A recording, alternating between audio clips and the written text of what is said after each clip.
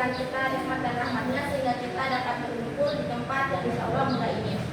Salawat serta salam tidak lupa kita curahkan kepada Nabi Allah Muhammad SAW yang telah membawa kita dari alam kegelapan menuju alam yang terang benderang seperti yang kita rasakan pada saat ini, yakni Al-Ilmu Islam. Yang saya hormati Bapak Muhammad Naim SAPMPP selaku dosen pengampu mata kuliah statistika sosial dan teman-teman sekalian yang saya cintai. Di sini saya Luli Andrianita sebagai moderator dan di sebelah saya ada Muhammad Fadila sebagai pemateri pertama dan Lilin Andriani sebagai pemateri kedua. Baik, materi pertama akan disampaikan oleh Muhammad Fadila kepadanya, dipersilakan.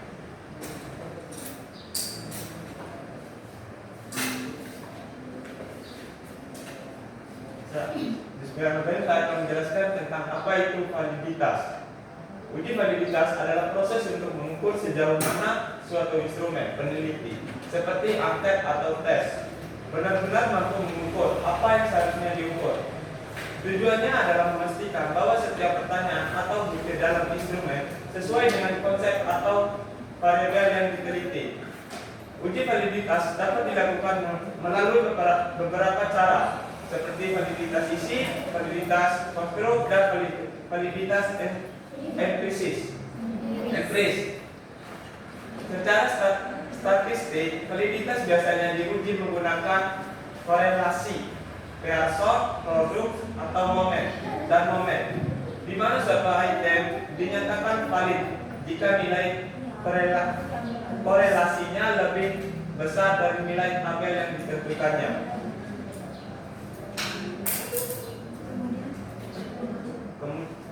Kemudian saya akan menjelaskan apa itu uji reliabilitas. Uji reliabilitas adalah proses untuk mengetahui sejauh mana suatu instrumen peneliti dapat memberikan hasil yang konsisten dan stabil. Jika digunakan berulang kali dalam kondisi yang sama, artinya instrumen yang reliabilitas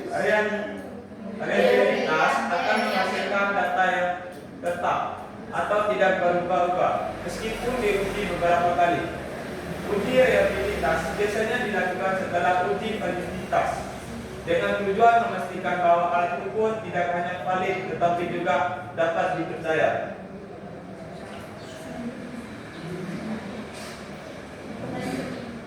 Manfaat konsep uji validitas. 1. Menjamin ketepatan instrumen. Uji validitas memastikan bahwa instrumen benar-benar mengukur apa yang seharusnya diukur. 2. Meningkatkan kualitas data. Instrumen yang valid menghasilkan data yang akurat dan dapat dipercaya sehingga analisis dan kesimpulan peneliti menjadi lebih kuat. Dan yang ketiga, menghindari kesalahan hasil analisis. Dengan uji validitas, peneliti dapat memastikan bahwa hasil yang diperoleh tidak disebabkan oleh kesalahan instrumen, melainkan benar-benar menggambarkan kondisi sebenarnya dari responden. Dan yang keempat, membantu menyempurnakan instrumen. Hasil uji validitas dapat menunjukkan item-item mana yang tidak valid dan perlu direvisi atau dihapus sehingga instrumen menjadi lebih baik untuk digunakan pada peneliti selanjutnya.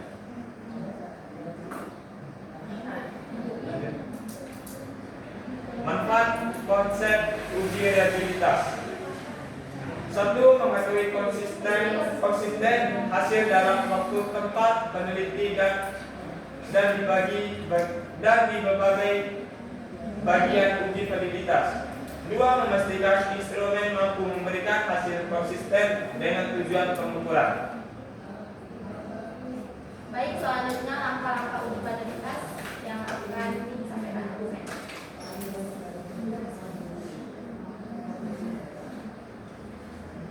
Baik teman-teman, silakan buka aplikasi SPS. Di sini saya akan menjelaskan langkah-langkahnya dan Luli akan melakukan uji coba validitas.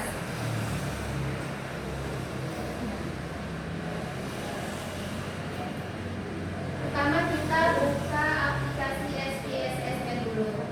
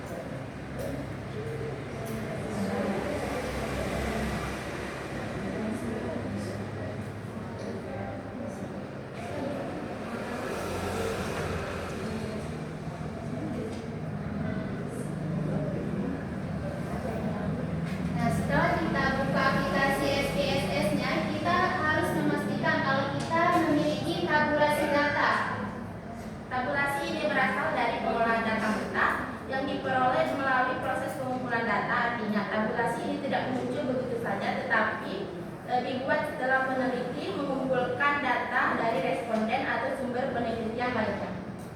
Nah, jika SPSS-nya udah tampil seperti ini, kita klik variable view yang di bawah ini. Di sebelah variable view-nya, sebelah kiri bawah. Setelah itu kita isikan data sesuai pernyataan. Bisa X1, coba lihat Excelnya dulu. Tabulasi datanya. Nah, bisa X1, X2 dan Y. Kita isi sesuai dengan pernyataan yang ingin kita lakukan. Di sini kita akan mengambil X1 terlebih dahulu datanya. Kok tiba-tiba ada tabel? Kita bikin tabel dulu. Ini hasil dari kita melakukan. Baik, kita blok ya. Kita blok dulu. Sampai lihat adanya dia datanya. Biar tidak kita bisa mencoba.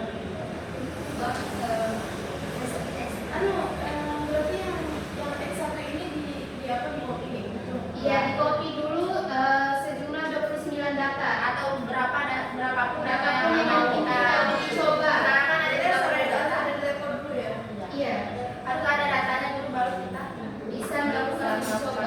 Nanti datanya membuat sendiri. Iya, kita melakukan apa namanya kayak penelitian dulu. Kita harus melakukan penelitian Atau kuesioner, hasil dari kuesioner itu dijadikan tabulasi.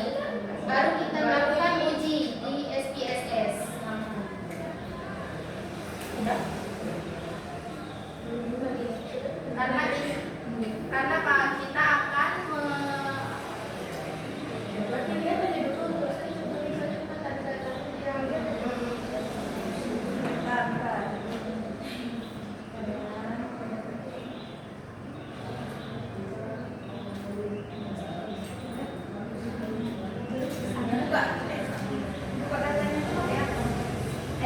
Excel. Kita masuk ke SPSS dulu.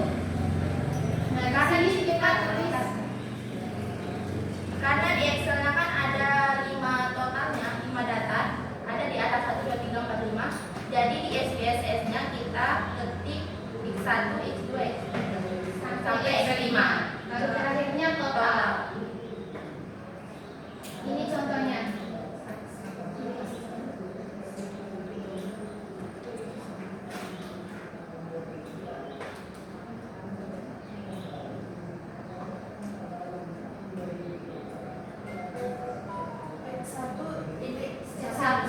X1.1, X1.2, X1.3 sampai 5 Sampai total ya. baru terakhirnya total.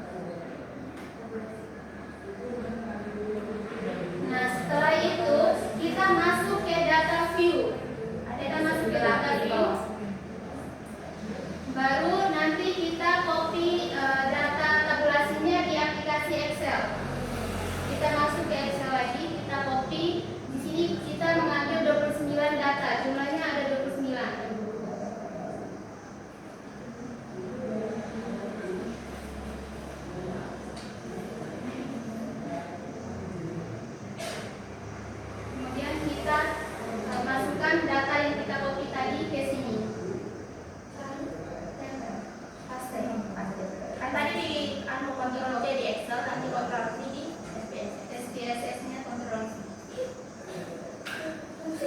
Kemudian kita memilih klik analyze, baru habis itu correlate. Kita pilih correlate. Baru setelah itu kalau ada muncul seperti ini kita pilih preferred.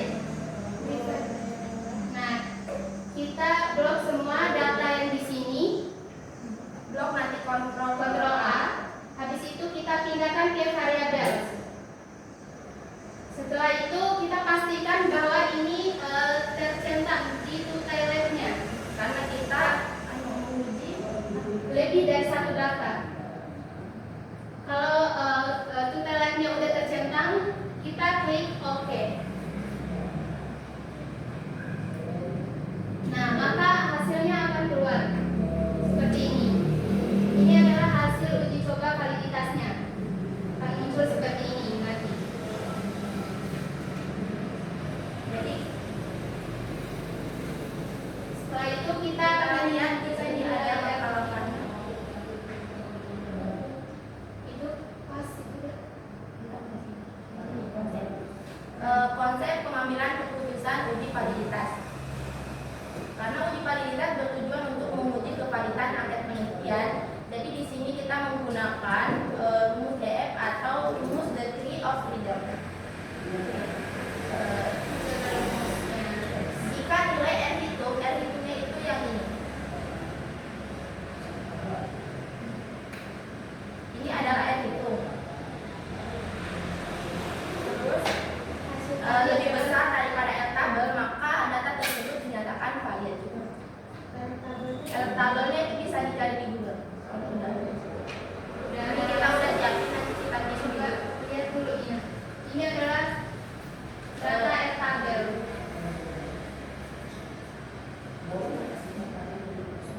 Karena kita menguji dua arah tadi yang total itu menguji dua arah, jadi kita di sini mengambil 0,05 yang kedua. Jadi times X. Jelasin dulu yang cara penghitungannya. Di sini kita menggunakan rumus degree of freedom. N-nya itu adalah jumlah responden atau jumlah, misalkan tadi 29 data, berarti itu adalah jumlahnya di situ. Jumlah seluruh data yang kita teliti. N sama dengan jumlah dikurang dengan 22 adalah rumusnya.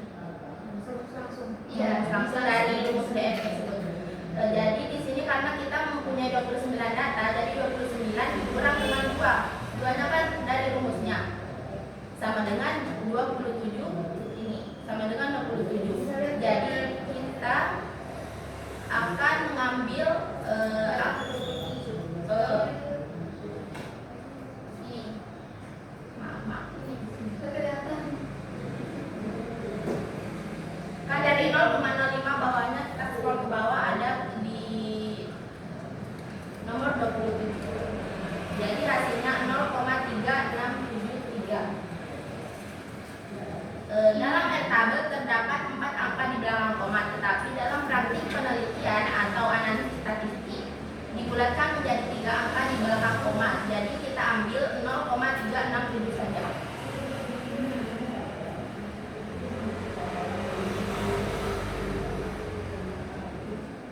Baik, di sini kita akan menjadikan contohnya X1.1, yaitu totalnya 582 yang artinya 0,582. Berarti itu hasil dari R tabelnya. R tabelnya kita lihat di sini. Ini kan R hitung. Kalau correlation ini R hitung. Tadi R tabel.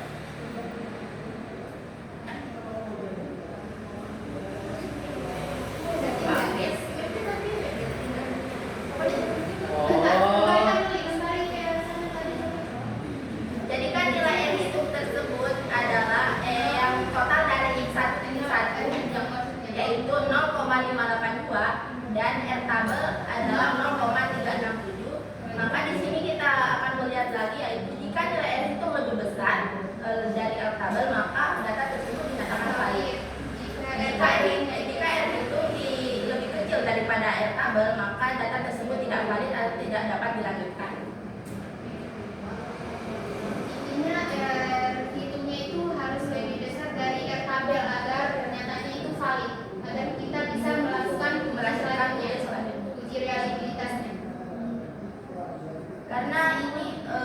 variabelnya 0,367, maka kita lihat dari total dari X1, X2, X3, X4 dan X5 semuanya di atas ini itu berarti data di sini dinyatakan valid semua. Lihat totalnya ini.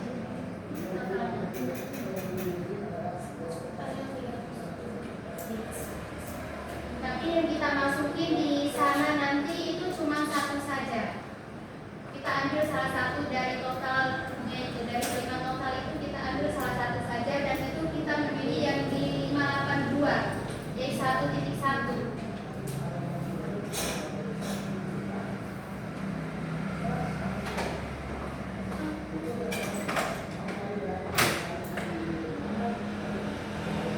Jadi data yang kami masukkan semuanya dinyatakan valid karena R-hitungnya lebih besar daripada R-tabel tersebut.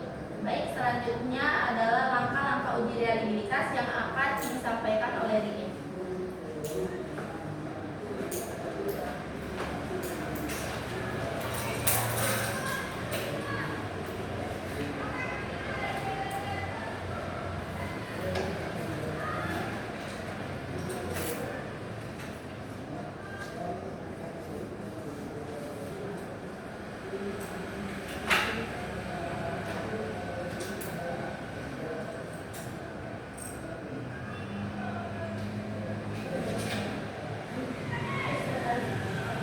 Di sini kalau kita ingin melanjutkan ke uji reliabilitas, kita Tidak bisa langsung dihapus, ada cara-cara untuk menghapus Iya. data yang tadi. dikalikan.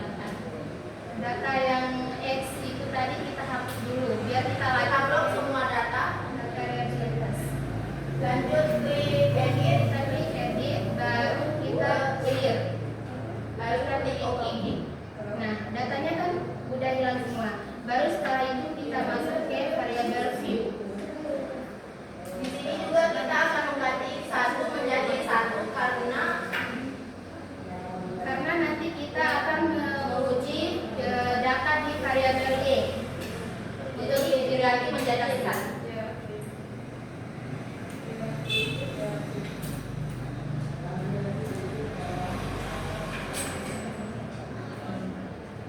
Di sini juga uji validitasnya, desimalnya diganti menjadi 0 dan mesurnya diganti menjadi skala genap diganti menjadi ingat desimal sama mesurnya diganti. Nah, udah semua kan di sini udah, kemudian data ke data view, terus kita masuk ke Excel. Nah, kita ambil data yang ini, yang ini.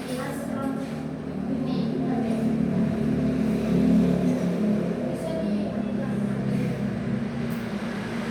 Kita ambil data yang ini, kita copy 29 karena data. X2 sama dia variabelnya.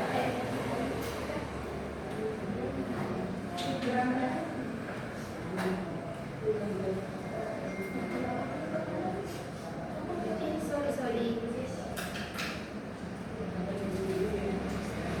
Sorry guys, Di blok semua hingga total.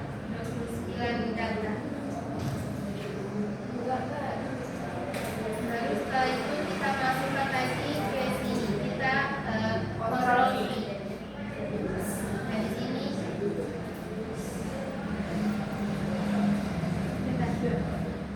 Cuman berapa? 24, sorry. Apa lagi? Gak bisa, kita harus hapus semua dulu ini. Kita harus clearkan.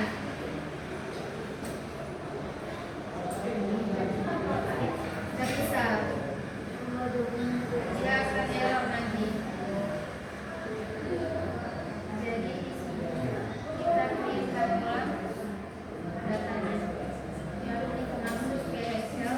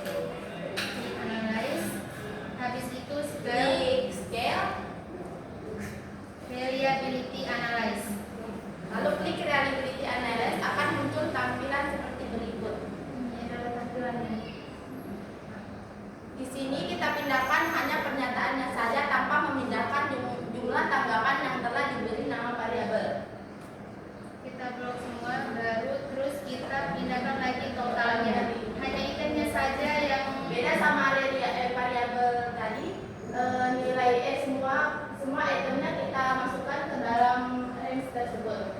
Kalau ada label, totalnya dikembalikan lagi ke awal. Totalnya nggak dipindahkan. Nah, kita hanya pindahkan Y1.1 sampai Y1.5 saja. Totalnya nggak kita pindahkan. Lalu selanjutnya Kemudian klik statis, lalu klik scale.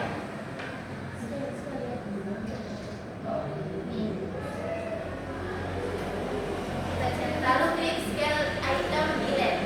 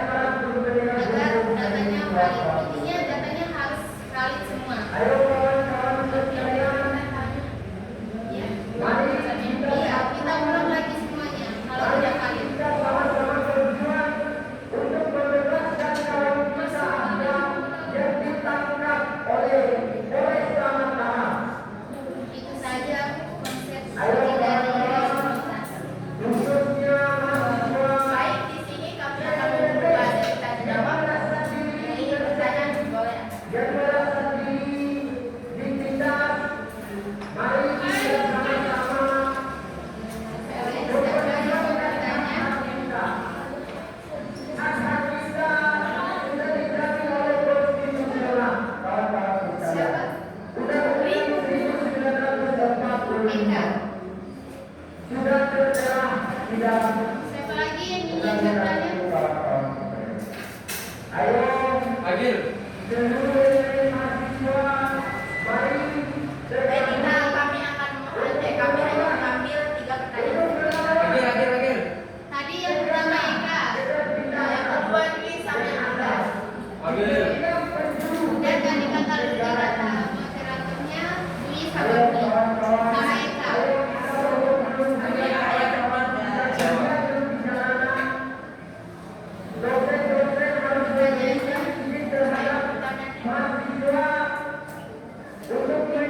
Pertanyaannya, mengapa hanya pernyataan yang sudah valid yang mengapa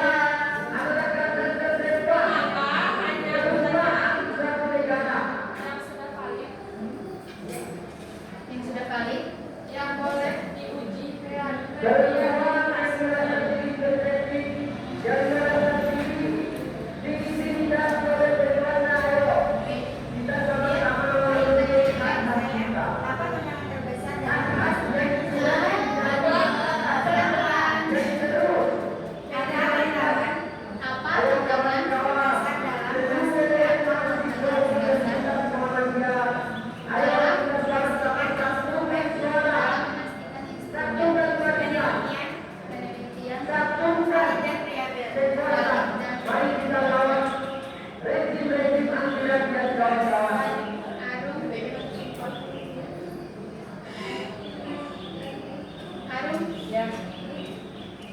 bagaimana cara menentukan apakah item measure itu valid atau tidak? Diskusi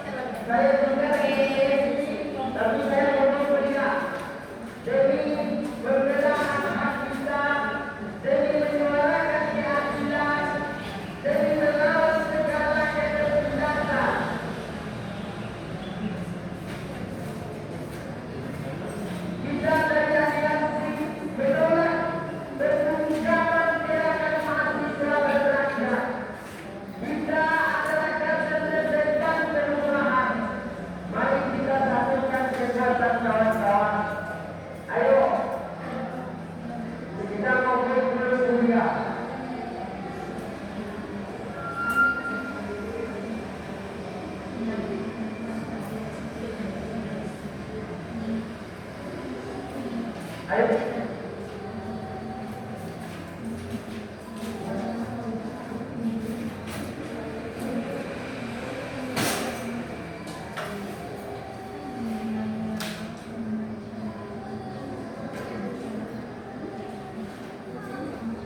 lagi dan lagi dan sekian kalinya gerakan mahasiswa terus dibungkam bukan saja di tataran pemerintahan tetapi di segala universitas Dwi, boleh diulang pertanyaan yang tadi. dibungkam.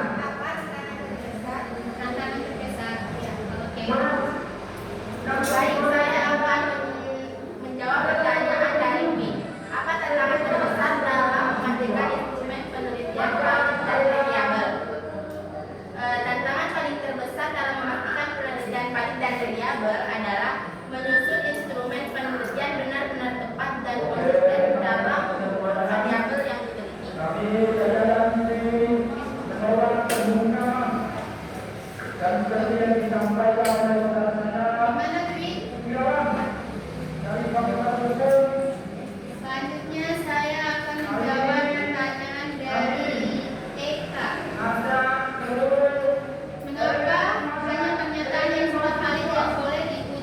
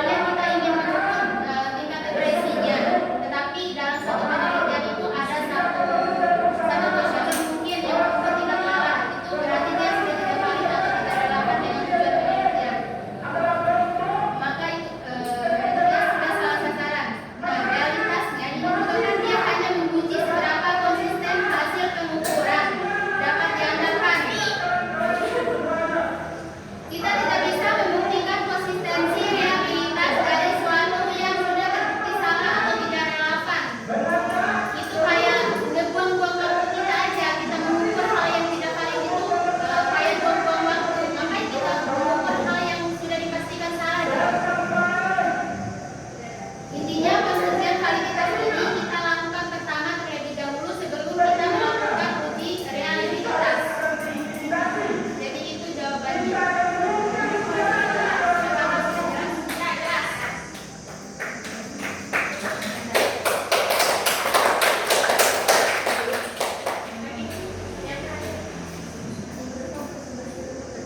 Maka daripada itu kami mengajak seluruh mahasiswa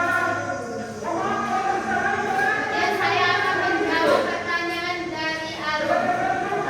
Bagaimana cara menentukan apakah selanjutnya kuesioner itu valid atau tidak? jangan sampai Jadi, itu untuk menentukan suatu item kuesioner itu valid atau tidak,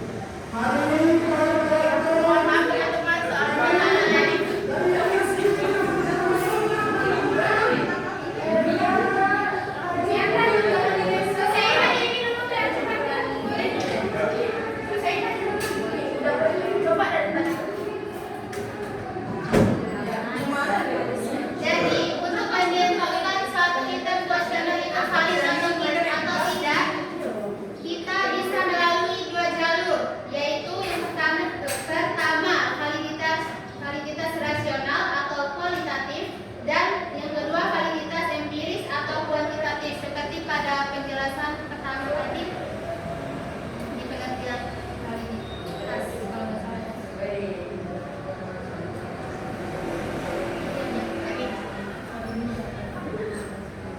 Sini. Kita bisa melalui dua itu.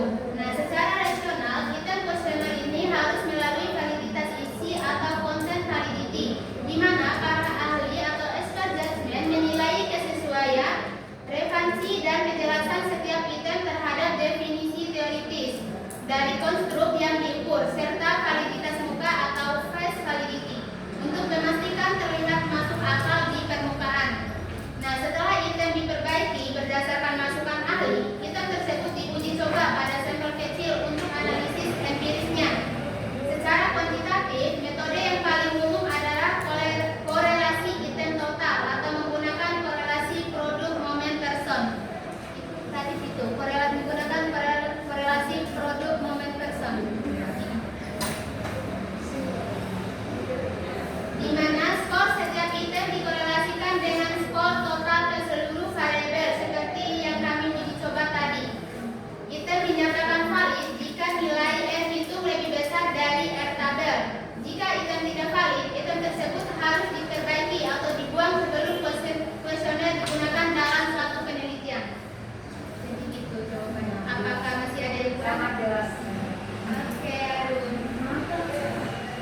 Baik, kesimpulannya adalah uji validitas dan realitas menggunakan SPSS sangat penting untuk memastikan bahwa instrumen penting benar-benar mengukur variabel yang ingin diteliti secara tepat dan konsisten. Uji validitas dilakukan untuk mengetahui apakah setiap butir pertanyaan dalam kuesioner memiliki hubungan yang signifikan dengan total skor variabelnya. Jika nilai R hitung lebih besar daripada R tabel, maka signifikannya lebih besar dari 0,05, maka item tersebut dinyatakan valid. Artinya pernyataan tersebut layak digunakan karena benar-benar mewakili aspek yang diukur. Sementara uji reliabilitas menggunakan nilai Cronbach's alpha yang tadi, yang Cronbach's alpha, bertujuan untuk mengukur sejauh mana alat ukur menghasilkan hasil yang stabil dan konsisten. Instrumen dikatakan reliable jika nilai Cronbach alpha-nya lebih besar daripada 0,70, yang menunjukkan bahwa kuesioner dapat dipercaya dan menghasilkan data yang konsisten. Dengan demikian, apabila hasil uji validitas dan reliabilitas menunjukkan bahwa seluruh item valid dan reliable, maka instrumen penelitian tersebut dikatakan layak digunakan untuk pengumpulan data dan mendukung keabsahan hasil penelitian. Baik, teman-teman, mungkin hanya itu yang dapat kami sampaikan. Lebih dan kurangnya kami mohon maaf. Wabillahi taufiq wal hidayah.